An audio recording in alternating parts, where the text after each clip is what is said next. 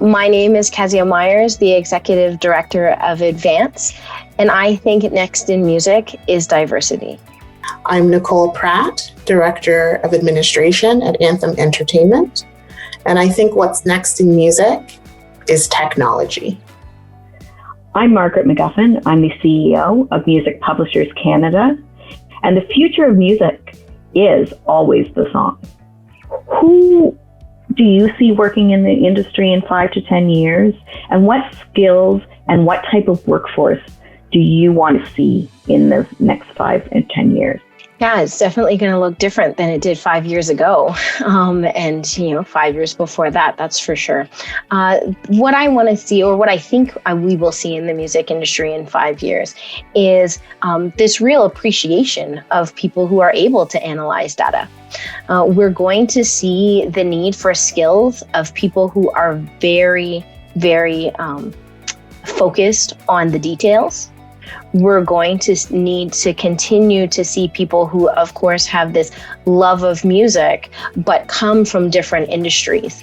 And as Advance, it's really important for us to look at the future of work and be able to train up those who may be in the industry right now, giving them the ability to pivot their knowledge or add to their personal toolkits, because for many people in the music industry, it is still central, but it's about adding that additional skill as to how do I understand what an impression looks like? How do I understand what a line item looks like? How do I aggregate this data and then explain this data to a client or to a songwriter or creator by way of a graph or a visual representation? So I definitely think we're going to continue in this trajectory of understanding data. Any words on where you see your company or your career going in the next 5 to 10 years based on this conversation?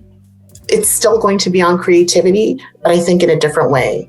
I think we're always looking at innovation and people who have these creative ideas to do things differently.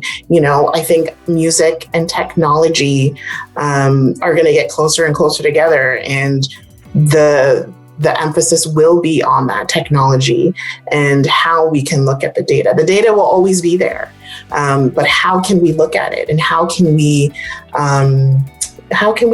be better partners and support our music creators in a way that will allow them to have longevity in this industry? Yeah, we always want to look at broadening the people who enter into the music space. And growing up, I definitely saw a number of friends of mine who were in the music space and didn't understand that there were careers behind being a performer or a creator. But then there were those who actually weren't in the music space, but loved music.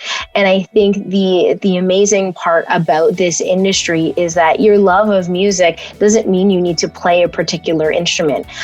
It actually means that the skills that you have from whatever industry you're coming from are extremely valuable in the music industry.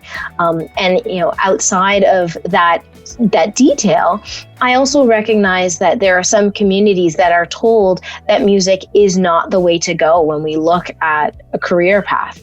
And because of the fear and the lack of security that one believes that they have.